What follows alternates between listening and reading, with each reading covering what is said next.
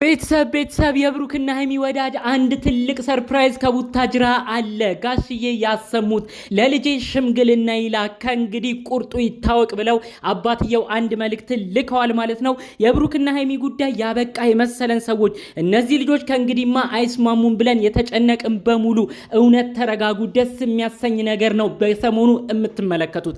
ትናንትና አንድ ቪዲዮ ተለቆ ነበር።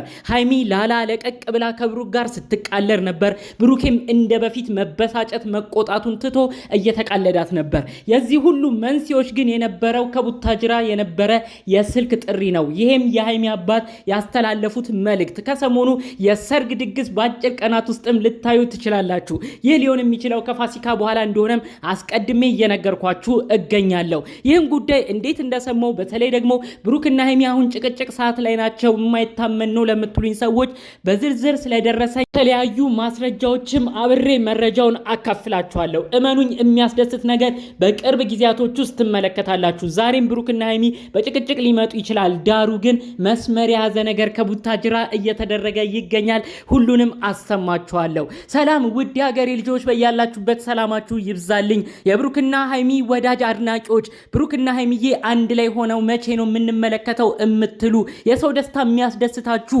ውድ ቅን የሀገሬ ልጆች በያላችሁበት ፈጣሪ አምላክ ጤናችሁን ይስጥልኝ፣ ሰላማችሁን ያብዛልኝ።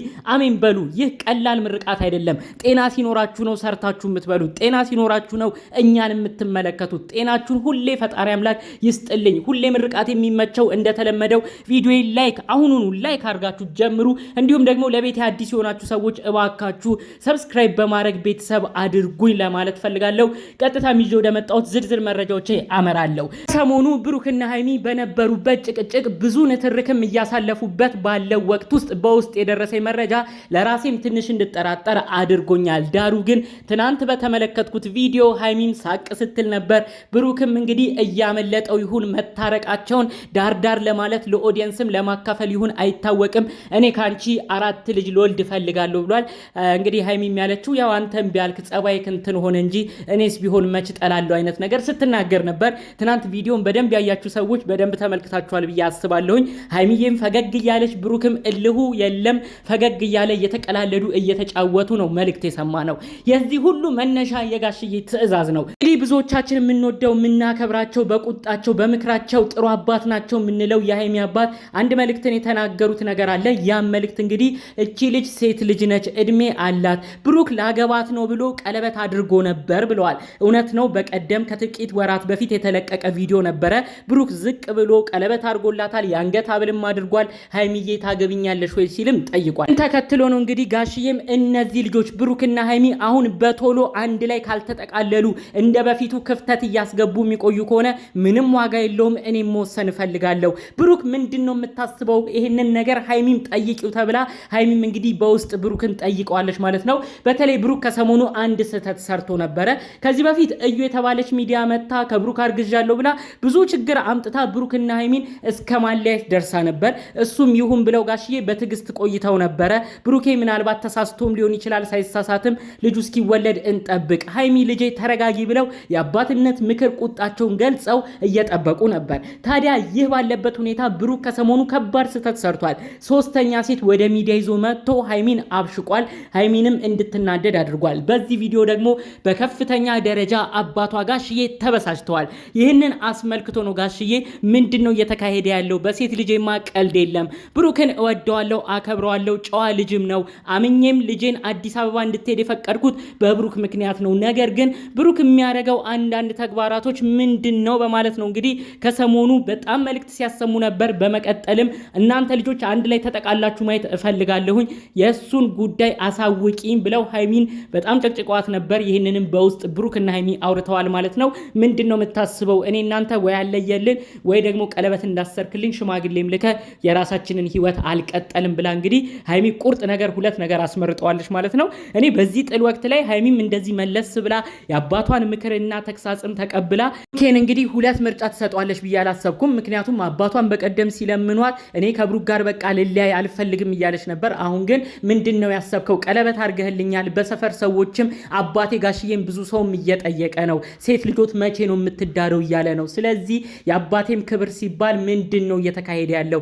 መቼ ነው የምንጠቃለለው? ወይስ መቼ ነው የምንለያየው ብላ ቁርጥ ነገር ጠይቋለች። ይህንን ሲመለከት ነው ብሩክ ደግሞ እንደ አዲስ እኔ እኮ እንደምትወጂኝ አውቃለሁ በማለት እንግዲህ ትናንትናም በቪዲዮ ሲጨቃጨቁ የተመለከት ነው ማለት ነው። አሁንም ቢሆን ትልቁ ችግር ጋሽዬ የፈሩት እነዚህ ልጆች ብቻቸውን ቢሆኑ ይስማማሉ፣ ትናንት እንደተመለከትኩት ቪዲዮ ለዘብ እያሉ እየተቀላለዱ እንድ ላይ ይሆናሉ፣ ነገር ግን ሁሌም ችግራቸው እልሃቸው ሲመጣ ነው ብለዋል።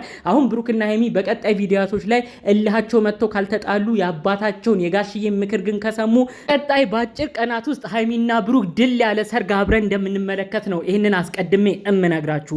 ምክንያቱም እንግዲህ ጋሽዬ የሰፈር ሰው ራሱ ብዙ ነገር ነው ሲላቸው የነበረው።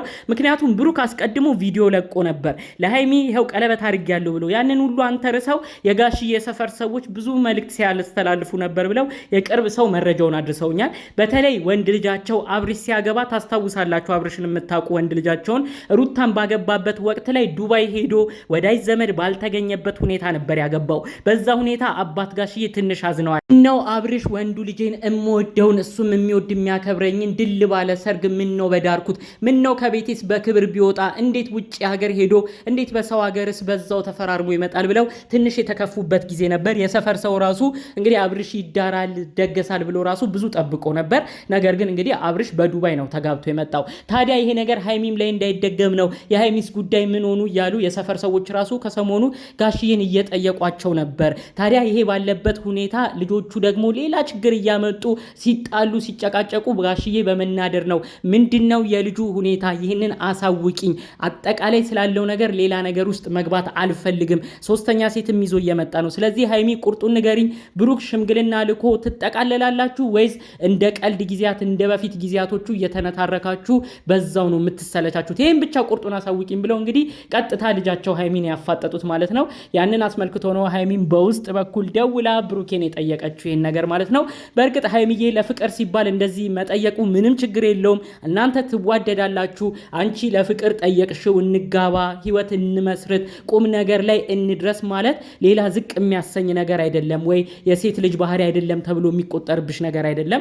ይሄን ነገር በሚዲያ መታ ያላወራችሁ ምናልባት እሷ ዝቅ ብላ ወንድ እንደጠየቀሽ ሊታሰብባት ይችል ይሆናል ብለው ነው በውስጥ መረጃውን የሚያደረሱኝ። ነገር ግን እነዚህ ልጆች የሚዋደዱ ሰዎች ስለሆኑ እንደዚህ እንኳን ብላ ብትጠይቀው ምንም ችግር የለም። ሴት ልጅ አንዳንዴ በባህላችን የሚባል ነገር አለ። ለፍቅር ቀደም ብላ ስትጠይቅ ጥሩ አይደለም፣ ወንድ ነው መጠየቅ ያለበት ይባላል። ነገር ግን አንዳንዴ ሀሳብ መሰጣጠት ምንም ችግር የለም። በዛ ላይ ብሩክ ነው ወዶ ፈቅዶ ተንበርክኮ ታገብኛለሽ ወይ ብሎ የጠየቀው።